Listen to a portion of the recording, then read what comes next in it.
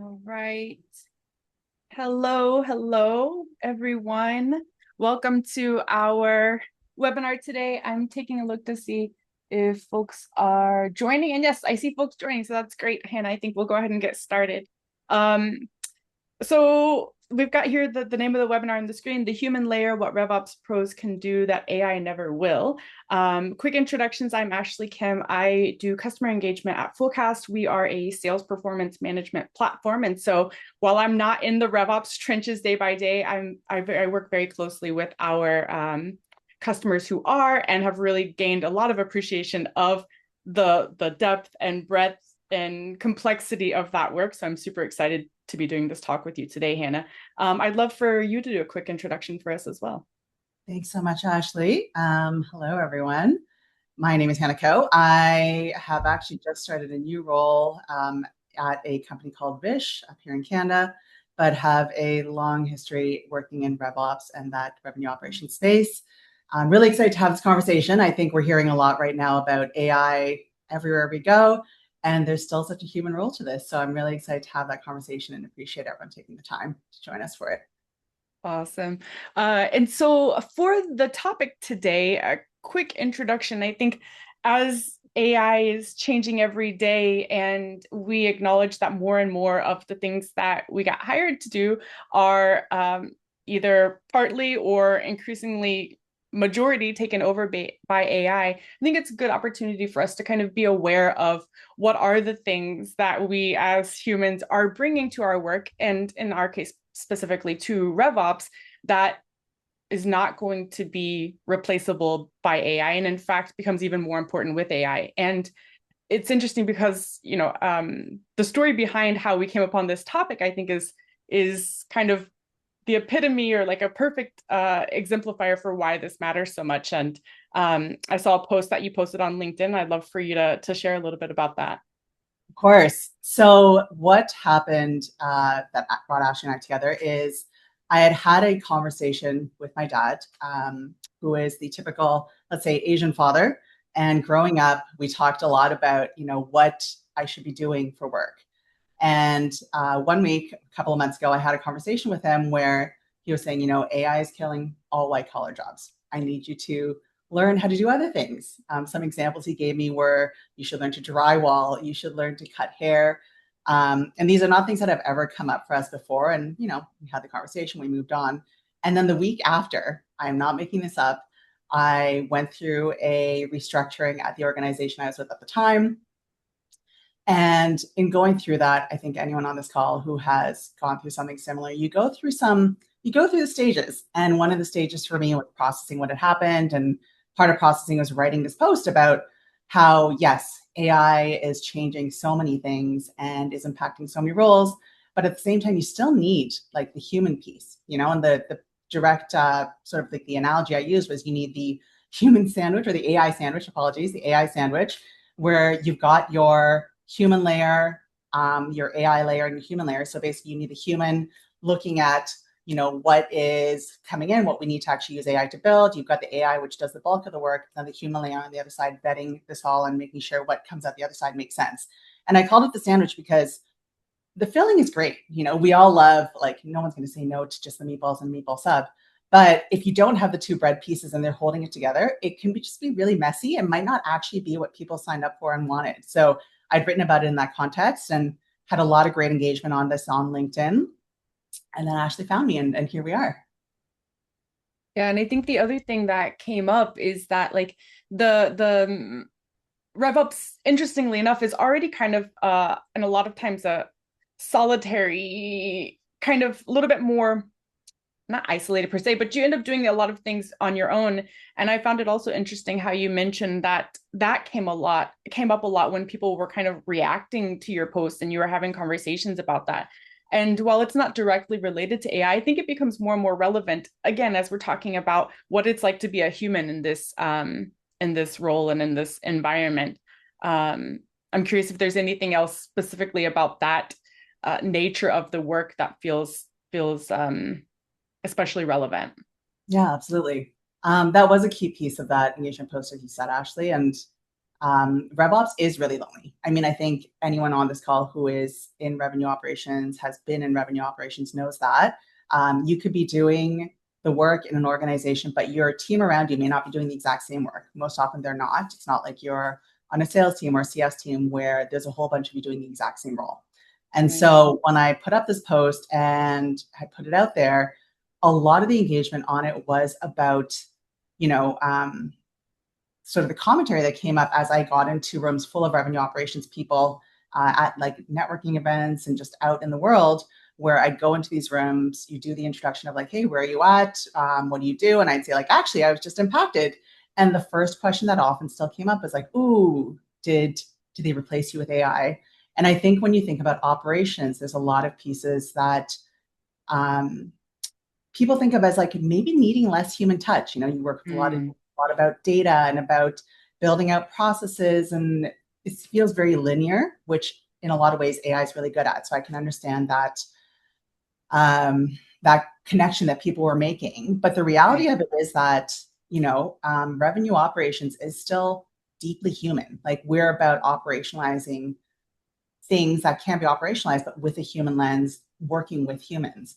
So I think that was some interesting conversations. Those are some interesting conversations I had in the weeks, and honestly, like over it, I'm still having them 2 months later about Yeah. the impacts of AI and revenue operations specifically. And you see that on LinkedIn as well. You know, if we had a dollar for every time, forget a dollar, if you had a quarter for every time you saw, oh, like this is the exact work stack that I pulled together using AI, comment GTM, and I'll send you the whole thing. Right.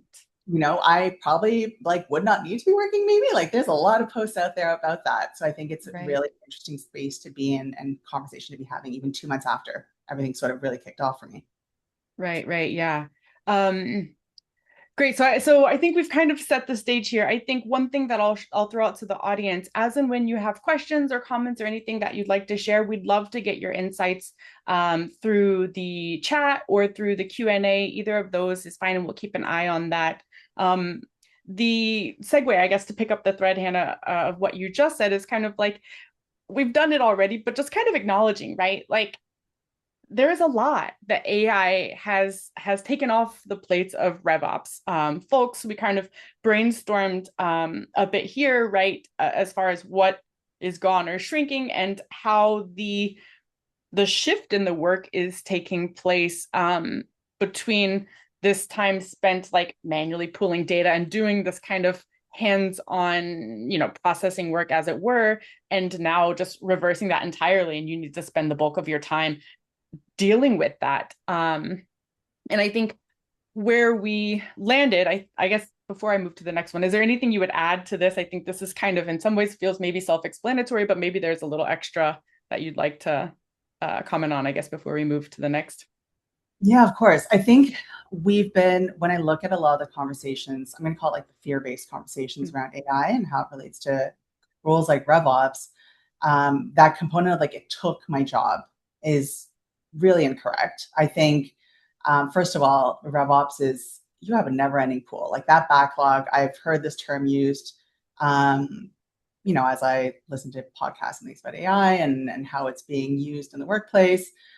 What AI has really let us do is take from that, like the never ending backlog, right? So, like all these things we've talked about here that we see here around, pulling reports, building dashboards, helping revenue leaders and like sales leaders, executives prepare for calls and forecast meetings.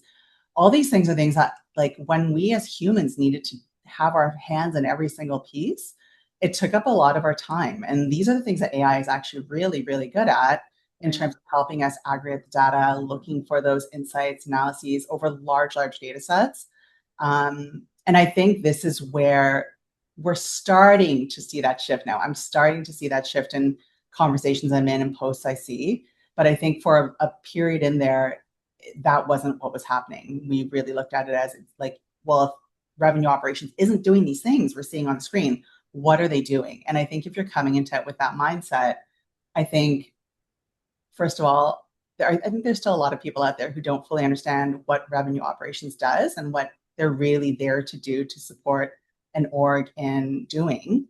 It's not just firefighting and being reactive and pulling a report for you. It's there's so much more impact that revenue operations can have. And I truly believe that what AI is allowing us to do is being able to drive those bigger impacts, like the greater impacts, the strategic impacts, and not just having to use our fingers to plug up holes in a dam, which is often what happens. Right, right. Yeah, I could. So many of these things, you're like, yeah, now you can just take what would have been, I can barely cobble together this thing, right? This lead score. Everybody wants the perfect lead scoring, framework and stuff. And it would take forever just to try to make it happen, let alone like now we're going to refine it, we're going to use it, we're going to make it great, whatever the case may be. So it is definitely a paradigm shift, I think. And it's a nice segue into, as we were preparing for this call, we really wanted to kind of land on a point of view on what is the human layer, what are the components of that. And so I think for the remainder of the call, we'll talk through the framework, and I want to be transparent with the audience. It's like everything is changing every day, right? So as we are all continually adapting and reacting and kind of taking stake of what our work is, what's shifting, I think we have to kind of be aware of something bigger. Like for me, it was really helpful to come up with a framework that felt bigger so that when you get kind of confused or something feels like you're displaced, you have something to come back to. And so as we talk through this, I'd be really curious for the audience if this resonates or if something you'd push back on. We're happy to get that feedback. And then also for us, Hannah, like if something has changed or something feels like we need to tweak it, I think we should give ourselves the liberty to do that. So here is what we landed on as we were preparing. So the hypothesis, through our discussion and kind of unpacking the various stories and examples, we landed on three pillars of what is uniquely human and what particularly in RevOps, folks should be looking to bring. And I think if you're a practitioner, these are the things that in your day-to-day, right, are gonna give you an edge or make sure that you, I was gonna say earn your place. That doesn't feel like the right way to say it, but Where you can I drive the impact, right? Like, yes, I don't think yes. it's place. I think it's where can your focus be? Right. Yes. Right. Well said. But then also for leadership, I'd be curious, right? Does this land with what you're looking for out of your team, as it were? So three pillars that are here: owning your focus. For me, I feel like I'm not in RevOps, but this is like when information is now infinite. Like I always felt information was infinite since the internet, right? But like now it's really, really infinite. How do you own your focus and keep yourself focused on the things that matter? And I think that's heavily supported by the second one, which is owning your decisions, right? Like being able to see everything. You make the call, decide what you're going to do, and then stand behind it is super important as well. And I think it's a harder and harder skill to develop, right? When it feels like there's shiny AI answers, they're like, yeah, let's go with that. Claude told me, I'll go for it. And then the last one, owning your relationships. And this came up, I think, a lot when we were preparing, just how important it is to not only bring your humanness into your work, but also how crucial it is to cultivate the relationships with folks in your organization to actually be able to be effective and action all of the stuff that we can now do with AI. So I'd be curious to start with the first one. When it comes to owning your focus, what do you feel like that looks like most for you? What are the challenges? What has proven helpful? I think with owning your focus, again, coming back to the concept of often in RevOps, you end up in a role of firefighting. I didn't come up with that. Right. It is something that is, I think, pretty common in terms of how we think about the role. And the idea with this is like there's so much data out there, right? There's like so much data available in your CRMs, on calls, the contextual pieces you pick up in meetings, and there's so much out there, and you are working with in SaaS, like we're moving fast. I think moving faster now than ever. Right. And so there's so much information coming in all the time. Priorities need shift, strategies shift. And so really being able to look at all that information, being able to hold it, to process it, and understand what it actually matters, right? Like which of these things, which of these data points, which of the things being sent your way or that you hear actually matter in terms of how we look at that. And we can look at that like in a broader sense or even a smaller sense. But I think where we see that a lot is if you're working, and I think with any sales organization, you're looking at high volumes of data and you're always trying to figure out what is the thing that's going to help us drive the revenue the fastest, the cleanest. And for reps, like their job is not to look at data. And so our job in that is to help them identify what's needed, right? Based on what is our actual focus as an organization? What are we trying to achieve? What looks like good? And so I think where our role comes in is being able to, and I think you touched, sorry, before I get into that, I think you touched on this where AI is now also providing a space where people can come up with their own things, and they do. They spend a lot of time. I came up with this report that I made using Claude, and meanwhile, in RevOps, they're sitting there thinking like, "That's great. That report already exists, and we already built that for you, and here you go." So I think it's what it does is it, in terms of owning your focus, it's not just about us as RevOps professionals. It's about helping the teams that you support help own their focus, right? Because you said it, AI is a big, bright, shiny tool. The possibilities are truly endless. And it's really easy for other teams to start falling into, well, I'm not getting this fast enough, or I think I could just do this, or hey, it's just fun for me to use this opportunity to figure this out. And they start spending time doing things that they don't need to be doing. And this is where, helping teams understand like what the focus is from a revenue operations lens, making sure that you are working directly with the teams and the leaders that you are supporting to say like, hey, what do you need to be able to stay focused, to do the things that you're meant to be doing? What are the things that are noise? And then using the systems and tools we have in place, including AI, to help create that focus and prioritization, right? So I think one of the things we talked about was around looking at things like forecasting. Reps need to do it, leaders need it, you need it at the executive level. You, depending on your organization, that can be looked at, at a board level, weekly, bi-weekly, monthly, whatever it might be. And apologies to any reps or people who used to work in sales, but I don't know most reps who are happy about making sure things are updated cleanly in the CRM. And in an ideal world, you'd want to be able to just go in, pull the information, and there you have it. But we know there are other pieces around that. And so what I found AI is really great at doing is like looking at how a deal should be moving, right? Like obviously we're great at looking at our pipeline. We understand conversion rates and how it moves through the funnel. And what AI helps add as a layer is like highlighting inconsistencies and then pinpointing and surfacing those as the things to focus on, so that as leaders prepare for their calls, they have that information available. As reps are looking at updating their forecast weekly, they know where the gaps are. Because often if you're a rep and you're working multiple deals, things slip. You could have missed like a follow-up or something. So making sure in RevOps and that we're using the tools that we have available to help the teams see those insights faster, quicker, without having to dig in.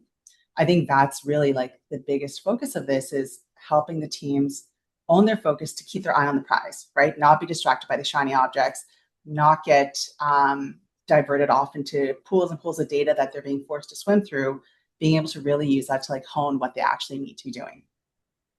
Right. And it's kind of, there's like the meta thing, because in order for RevOps to do their job well, which is essentially keep reps focused, then you also have to be able to do the same thing for yourself. And I think if I recall when we were discussing previously, there were one or two examples of how this has taken shape for you in the past, maybe something like an account plan, or if I'm remembering wrong, I'm curious if there is something specific that you've done that feels like it's very supportive of this important thing of owning focus. I think when something just slipped out of my mind. I think while you're holding on to that thought, I can maybe help. Yeah, go ahead. One of the ways that we can do this is the example I think we talked about previously was an account planning document, right? So when you're looking at reps, you're looking at your territories, and you're trying to figure out, okay, like what do I need to prioritize? And I think previously, and I know at my previous organization, we went through different iterations of this, and here's the thing, when it comes down to it, what reps do best is sell, right? Like Right. hire them to do that job. They are great at talking to prospects, like going through discovery, finding out what the pain points are, helping prospects understand how our solution can solve that for them. And that is what they should be able to focus on. But in order to be able to do that, you need to know, like, where do you need to spend your energy, right? Like, which accounts should you be focusing on? And if you have a lot of inbound and like that's the primary objective, and as a rep, that is your primary role is to work with inbound, that's easy enough. You just work what you get. When you're looking at, okay, and now we're looking at outbound prospecting and we're looking to understand, like, where are accounts where there's opportunity, we just haven't really gotten in there yet, but how do we prioritize? So if you're looking at your TAM and you're saying, okay, there are, in a specific market, there are hundreds of accounts that a rep could own, depending on what it is. And out of those hundreds, obviously it's not realistic for a rep to be able to work on all of them. That's not productive. That's not going to actually help move the needle. You want to help them understand, okay, like, what are the accounts I should be focused on? So one of the things we got to work on, which I really enjoyed, was using AI to bring together existing data. So we're looking at from our enrichment platform in our CRM in terms of, were there previous opportunities here that we maybe tried to work, we lost, we never got off the ground, whatever it might be, tying in current events and news events for that organization, and tying like metrics like that and other pieces into an analysis to run a scoring model. So like if a rep has, let's say, 400 accounts, what are the top 10 to 20 they should be focused on? And what I worked through and what we got to roll out to the reps was like a very honed, targeted list based on key criteria we identified that were scored higher, right? So like, have we had a previous opportunity? Is this a graveyard? When was the last time we went back to them? What did we learn from that cycle? What can we bring into this cycle? Looking at what is the actual buying signal, right? Like, what are the intent signals showing us, whether you're using, Sixth Sense or demand base or some variant pulled from Clay, because Clay is like a big player. Right. We look at, AI and how we're pulling all the different tools together to provide that data piece to the organizations that need it. Tying in just like what's out there, right? So what's publicly available in terms of board reports they have, or news events, interviews. So like Claude, whatever AI you're using is really great at finding all the sources and then Right. together. And with the output on the other end was this document I'm so proud of to this day, where it was that list of top 10 to 20. It gave a clean score. It scored it and ranked it in terms of, here are the accounts you should be focused on. Here is why. And we used MedPick as our sales methodology, as well as command of message. And it tied that framework into it for the reps. So out the gate, they knew, okay, what are potential pain points? What are we looking at? What's going to resonate? Who are the decision makers potentially? And put that all together for them. So that when I'm a rep and I'm looking at this list, I know right away what I can focus on and what I need to work on, as opposed to looking through hundreds and trying to figure out, I don't know, like, do I throw a dart at this list pinned up on a board and hope for the best? Right.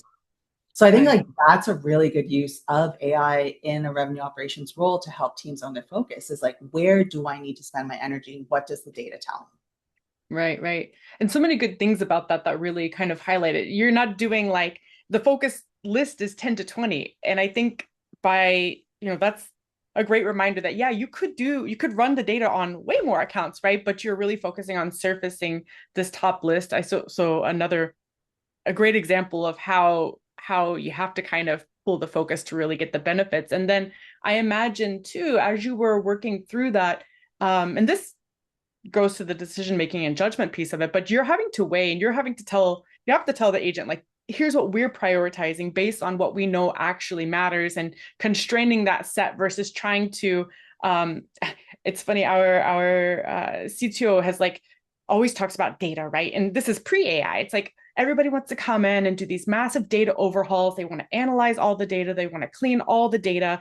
And this phrase of not boiling the ocean comes up. And I think it's relevant here too, right? Like, yes, you could do all of this, but you don't need to. And in fact, like, probably doing yourself a disservice if you try to do all of that, right? I'm curious if there's any insights through that process of like, how did you arrive at what mattered, or what is your general thought process of going through that? Because I don't know, if it were me, I'm just like, I can go on forever. Do you have any tips or techniques or stories around like making the decisions of what makes it in and what doesn't, or how we decide where to focus?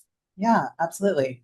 And you're right. You can, the downside of something using it like an AI, when you're looking at things like this, is you can keep going down that rabbit hole. There are so many different ways you can look at it. Yeah. It can keep telling you more and more information and more details. But at the end of the day, you do have to like make a call. You have to make a call. You have to figure out what do you need, right? Like you need to stay focused on what you're trying to output, which is, let's keep rolling with this example, a list of priority accounts. And as I was going through that process, and I'm laughing because I think we'll all relate to this. Um, no matter what you're using, ChatGPT, Gemini, Claude, it's very agreeable. Like if you don't actually have your AI, if you're not prompting well, if you're not looking at it with a critical eye, like that human eye, it could just feed you information. And if you just accept it for what it is and don't question it, it will just let you roll with it. And what I Right. found some of this was it would surface an insight. Like it would say, well, like this is as an example, I had obviously clearly told it, do not look at customer accounts, customer subsidiary. Mm. And it kept giving me for some of the territories, like subsidiary accounts. Mm. And when I was looking at that, I would say like, no, like I told you, we don't want subsidiary child accounts. And it go, oh, apologies. And it was just so like deeply apologetic about the whole thing and very agreeable throughout all of it. And this is what I mean by like, you need to put that human layer, the critical eye to it, and stay focused, right? Like really make sure that as you're building up the prompts, you are prompting correctly. You're still reviewing all the data. Like AI Mhm. slop was a term that got started getting thrown around so early. And there's a Right. reason why. Like AI is really, really good at like telling you things that sound correct. And when Right. you look at it, even for like a second, it's definitely not. And so this is where that critical piece comes in, that human touch comes in. And I had to do that a lot throughout this process. And as I was doing that, I would also continue, I was working in Claude. Claude projects is great for things like this, and you build in the instructions. So I kept Mhm. updating the instructions and making sure that, as we uncovered, I'm going to call it like the AI blips, we kept updating the instructions so that as we went through, we could keep making sense and staying on track for what we actually needed and what critical analysis needed to be put into it. And at the end of it, like even when you're looking at outputs, we had to look at, okay, like I'm going to validate these things. I'm validating against what I know. I also Right. had other partners in this. So, I would go to stakeholders, for instance, like reps that I worked with who are more senior to get like a check on, hey, does this make sense to you? You worked this deal 3 years ago. This is what it's showing us as an insight. Does that resonate with what you remember from this deal? Because reps are, I don't know how they do it, but they I can remember remember. like details of deals. It might Yeah. not be anywhere useful like in a CRM, but they will Right. remember Right. details of deals that they lost years ago. Yeah. So I would do those gut checks against them as well. Like, hey, like, is that correct? Is this how we're looking at this? Is that correct? And so once you start taking this, like the key piece of all this is as you apply human eye, you still need to bring it into that greater AI context, right? So like you don't want to have to keep manually reminding Claude, like, hey, remind Mm. you aren't supposed to be looking at subsidiaries. So as you uncover and hone and tweak how you're working within that prompt, you need to also be making sure that you're applying that so that as you continue to work on that specific project or in future, you don't have to level set again, right? Otherwise, like why that manual piece still comes into play way more than it should. And Yeah. you're not setting yourself up for success for future pieces, like as you're working on similar projects as well. And the last piece I'll say about this is like, you still need to, no matter how much you've adjusted your prompts, no matter how confident you are in the output, you still need to make sure you're validating, right? Because at the end of the day, it's still, if you make a call, if I'm saying, hey, these are the top 10 to 20, you need to be able to stand by that and feel 100% confident that you can back that up. You can explain exactly why those top 10 to 20 are what you said it was. And from an iteration standpoint, you need to be able to keep trusting that you have built in your process correctly so that you can iterate. Because just because I said these are the top 10 to 20 right now, from an account prospecting standpoint, that may not be true a week later, a month later, 2 months later, and you need to be able to keep running it and making sure that what you're giving the people who are working with the data you provide them with can continue to do their job and succeed in their goals. Right, right. And I think that, so when you talk about validating, I think that does highlight the relationship piece too, because your validation process is not like checking formulas per se, which maybe it was some time ago, right? Like I'm making sure that my formulas are tight and that everything's referring to the right thing. And if it's broken, you don't have to like fix broken formulas anymore, right? Like you're just taking this information. And it's interesting because in some ways, I think in RevOps, you do develop this kind of spidey sensor. We have our own like neural networks, right? About like the sense of the data, of something feels off, and you're like, ah, yeah, that is. Or like you mentioned, going back to your sales reps and using that, you know, not only to get their input and to kind of validate, but I think that does bring together the relationship aspect and kind of also as it comes to focus, because what you talked about at the beginning was your job is to help salespeople focus. Well, if they're not willing to accept what you've given them as like, here are your top accounts, then you're not going to be successful in that. So it's really a loop that has to happen, where you're doing this thing, you're validating it with people, and then you're trying to roll it out to people. So I think that example that you gave is a really perfect one. But I'm going to toss you a wild card.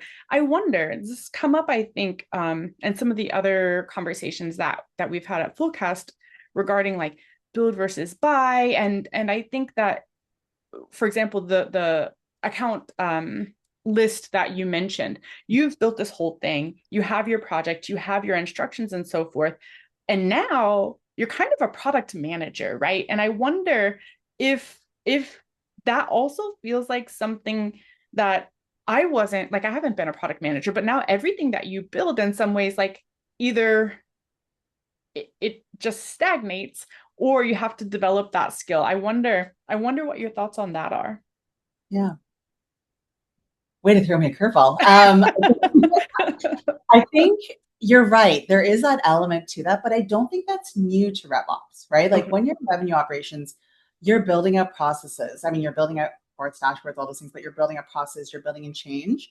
And like with anything, and like very similar to product management, you need to be able to build in like a review and iterate cycle to that. Mm, And so I think and it's hard. Let me be really clear. It's really right. hard. You are sprinting and you're just moving forward and having to move on to the next and the next thing. It's really hard to build in that iteration cycle. But I think this is truly one of my big pieces that I'm really excited to continue to sort of like hone that skill, because it's a skill to be able Right. to remember to look back, to iterate.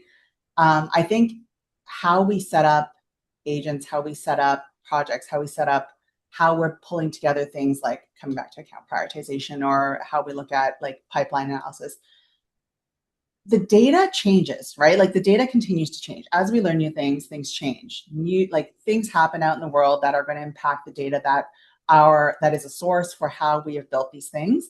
And while there's a certain level of like automation you just have to trust in, right? Like you have to trust Right. that you built it in with the correct framework and the foundational piece to be able to continue to not always need like a monitoring eye in every single time, having to like get in their fingers on keyboards to do a full review. You still need to make sure that you are building in that time to, like you said, manage that product, right? Like you're right, you built out this process, this thing, it's a product.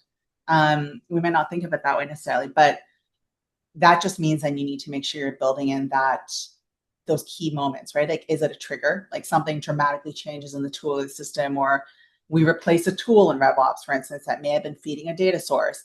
We need to make sure that, hey, this tool used to feed this insight or this data point into our platform, which is then pulling out into how we look at this agent functions, or like how this process works in our whatever we've built out.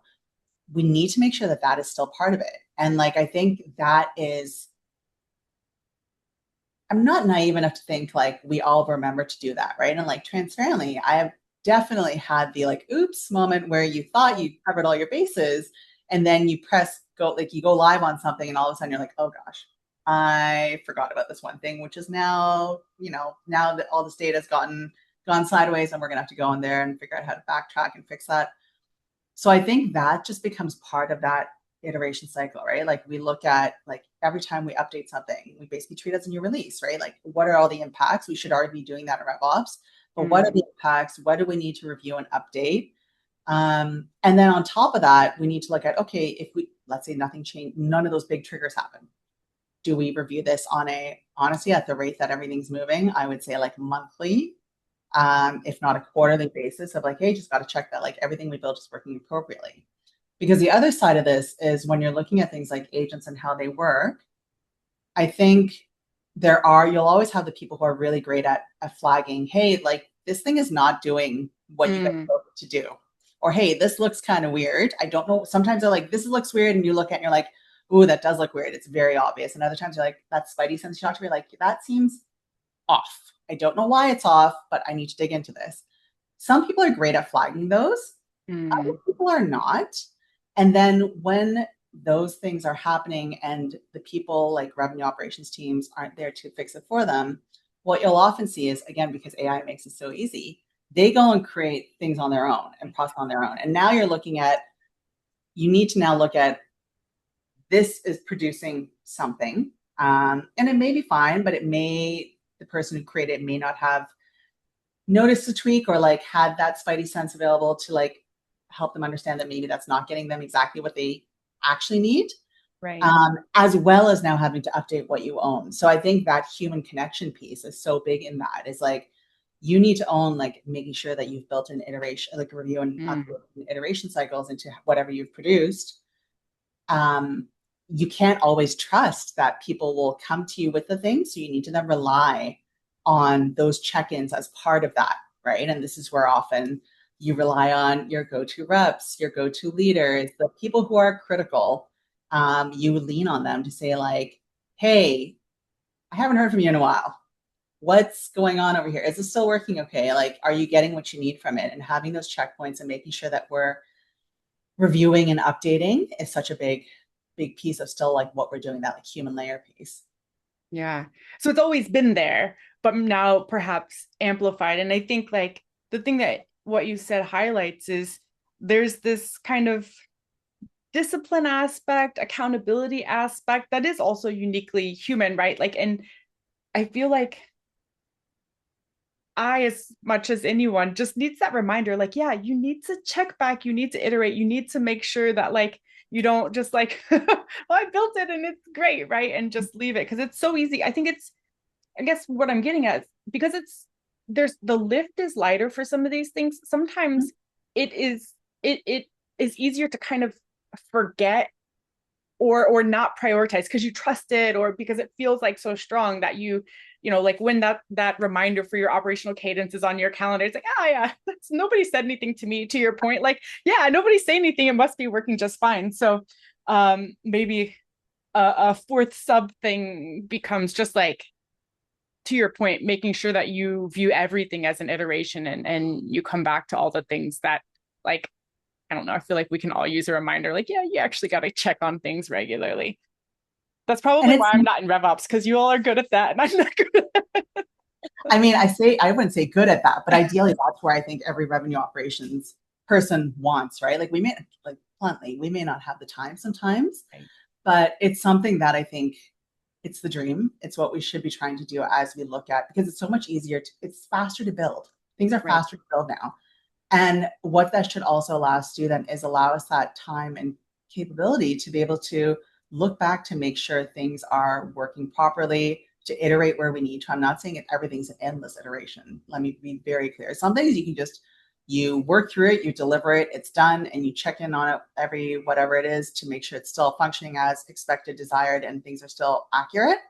You don't need to keep iterating off for the sake of iteration. Right. But you need to make sure that you're still looking at that and making sure that you are taking into account like what is connected, right? Because now like, in order for platforms like Claude and ChatGPT and everything to work really well and actually to be really useful to your teams, is you connect it to everything. Well, that means as soon as you disconnect something, as soon as you add something, you need to make sure you've built that check into your process before it becomes a problem. Right, right. The great call out. It's tricky work that. Um, I'm love having these conversations with you. I'm looking at the time and I'm just double checking.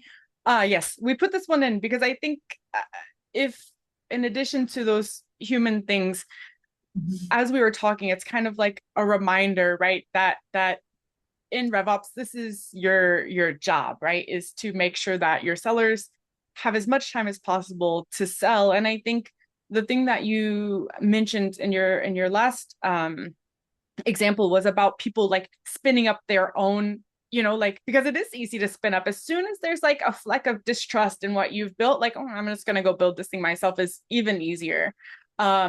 So I guess I'm trying to remember I'm trying to remember if we had something else about this or if this is more just kind of like a billboard and like let's all remind ourselves about RevOps mission. Yeah, I think this was our like big number because I remember when we were talking this through, we had done some research on, like how much time do sellers actually spend like selling, like what they should be doing versus all the other stuff. And this is like a real stat is like you would think as a seller, you spend most of your time, a majority of your time selling. And it turns out it's not. They spend so much of their time going through and like trying to do manual research on their accounts and trying to figure out what they need to prioritize from an intent signal or account perspective Right, and setting up things. And like, this is where RevOps, like this is where we can really help teams stay focused again. So that they can, that like bottom layer, that actual selling, like that number should be much higher. And this is where we have the capability to build in like systems and processes that allow them to do that. And like what you said, just like a little minute, like a minute ago about trusting, right? Like they need to also trust that what you're giving them is accurate because again, I can't emphasize this enough. What AI has really allowed people to do is, and it's good and bad. I'm not going to pretend it's all bad, but right, they will most often say like, well, like I'm not getting this fast enough. I'm just going to go ahead and do it. And I'm all for self-serving.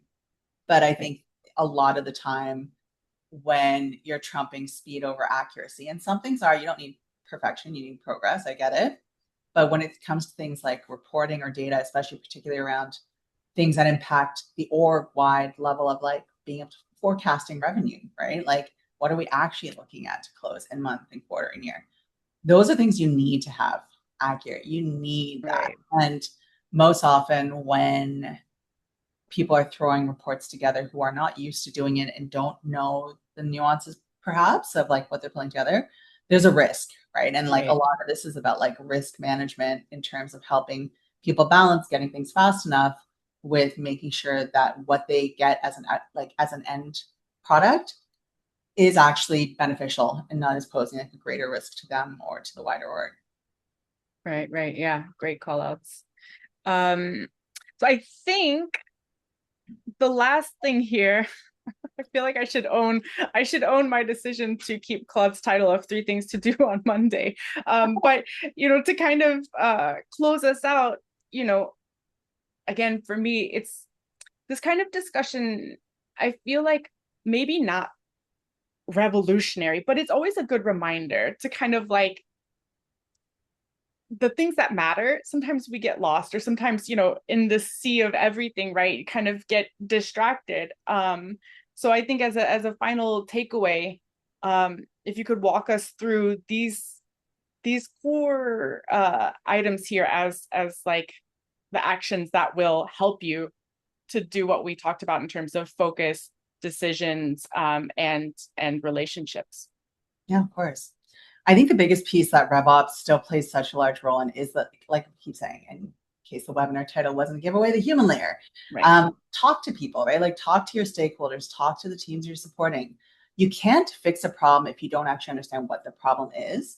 And I think it's often tempting to say, like, well, like, I know exactly what the issue is. So I will just come up with a solution and it'll fix it all. Right. And while you may, at like an operational level, you probably understand a lot of it, at the end of the day, like you need to understand also what drives people, like what's going to actually motivate someone to do something a bit differently. What is the contextual piece that someone can give you that hasn't been captured in the CRM or hasn't been captured in a source that the data can pull from easily. Why it's not there in the first place is a whole other conversation, but we do not have time for that right now. So, making sure that you talk to the people that have the context, both in terms of what exists as well as what they need, right? You may have an idea of, hey, if I just give you this thing, it'll help you do your job better. Well, maybe it won't because of XYZ. And so before you start building anything, I think it's so important to understand the people that you're working with, what actually drives them, what they actually need in order to be able to get them that piece. And then you take all those contextual pieces to AI just as another tool, right? Like really going in and consolidating what you've learned. I'm a big advocate of talk to your AI. If you're not already doing this, if you're a heavy AI user and you are still sitting there typing everything in, I highly recommend just trying to talk it through. It's so much better. It's truly like one of the biggest benefits of using AI is you can talk, just like it gives you things in natural language, you can Right. give it the context and everything you need in natural language, drop in files, whatever you need, and have that conversation to have it be your reasoning partner, right? Like, hey, I think these things, this is what I know. Does that make sense? Right. And like get it to be that critical thinking, reasoning partner with you before it starts building. What I always do is like all of my prompts and like how my Claude is set up is to say, like, before you output anything, ask clarifying questions. Let's talk this through. And so making sure that you set it up that way to be able to actually then consolidate what you've learned and like putting it together into what you need as an output document, a process, prioritization list, whatever it might be. Use it to do the bulk of the work. Because like, hey, you can leave it running, right? Once you've given it the context, you can leave it running while you do other things with your time. Right, Um, right. and that's what truly the benefit of this is in terms of like things that you may have to sit there and like manually look through spreadsheets, try to consolidate the spreadsheet over here with a Word doc over here and like comments on a file here. You don't need to do that as long Right. as it's cleared in the proper context, and just let it do its thing. And then actually go ahead and like make sure you are spending the time where it matters, giving it the context, and then looking at the output to make sure that it's actually going to be what's needed for the teams that you are supporting, the strategies that you're driving forward, the focuses that you're bringing. I think like those are such big things. Like, so if there are things that, and like the other piece of this is, as you said here, get fluent. I think we can't spend time being scared of AI. Like I've definitely had conversations with people who are like, oh, I don't want it to know these things. And Mm-hmm. I don't think that like, and I think there's an element of it's new, right? Like AI, we've been talking about it for heavily for 2 years, like absolutely exponentially more in the last, I'm going to say like 3 to 6 months. But staying on top of the changes, the challenges, talking to peers in your network about like what's working, what's not, helps you develop that like fluency. And again, it helps hone that spidey sense of like, ooh, that feels off, or like, hey, I remember hearing about this or learning about this, and I should probably double check that piece. Lets you really get good at using AI in a way that helps you save time, not like fall down endless rabbit holes, not spend Right. endless time iterating when you could have just built in the proper steps to prompt it properly, give it the context properly, and then let it do its thing and review the outputs before handing it off as needed. I think that's such a big piece of this. Is it's really easy to get lost in that fear of like, oh, AI is going to take my job. And don't get me wrong, I think there are a lot of roles that AI is probably displacing or organizations may be looking at. I'm going to say incorrectly. That's a very strong statement to say on a webinar, but maybe looking at it incorrectly. But what I think statistically is now showing too is organizations that are heavy users of AI are also actually hiring more, right? Like they're Mm. actually allowing the proper use of AI is allowing people roles to be developed in a way in areas that didn't necessarily exist because now that capability is there. Like you don't need hands on keyboards. You need people doing that critical thinking, connecting with teams, connecting with customers, connecting with prospects, doing like true human work. And I think that's such a component that I don't see enough in conversations yet, but hopefully Right. we'll see more of as time goes on. Yeah, and I think the other piece, or I'd be curious to validate with you, there's the fear component, but then there's also like this constant sense of being behind. And I think it takes a lot of exposure to get to the point of being like, I know there's a lot that I don't know, but I know that I'm also, once you found your go-to information source for staying up with AI, it feels like you've made a balance between, okay, I'm not like living in fear that it's going to replace me, but I'm also not like just overwhelmed and feeling like I am behind constantly, right? I think that's another sweet spot to really everybody kind of has to find for themselves, right? Absolutely. And I think that also comes down to acceptance, right? Like you have to accept that you cannot both have a full-time job, be a parent, be a friend, be whatever, and also stay on top of every single update that happens. Right. Like it's just not realistically possible. Time is so finite. Like it's like one of our resources that are like just incredibly, incredibly finite, and you have to be so good at using it wisely. And part of that is just accepting that sometimes you don't know everything, but you know enough to know that you don't know everything and know Right. to go for that information. And I mean, I have like lists of podcasts, blogs, things that people that I follow, which I'm obviously I should have written this earlier, so apologies, but like I'd be happy to do it.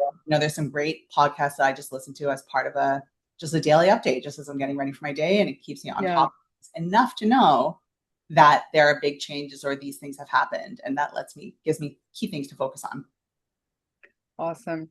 Well, I see we're getting close to time. Hannah, thank you so much for sharing your insights and stories. I think um, you know, these conversations are beneficial for folks to kind of just remember, right? Remember that we're here, remember that we are bringing something, and even if folks, there were probably people who used to just take a lot of stake, and I just do spreadsheets all day, but I think everybody has the capability to find like their uniquely human thing and to really nurture that and lean into it. So I hope that's kind of highlighted that for folks who joined today.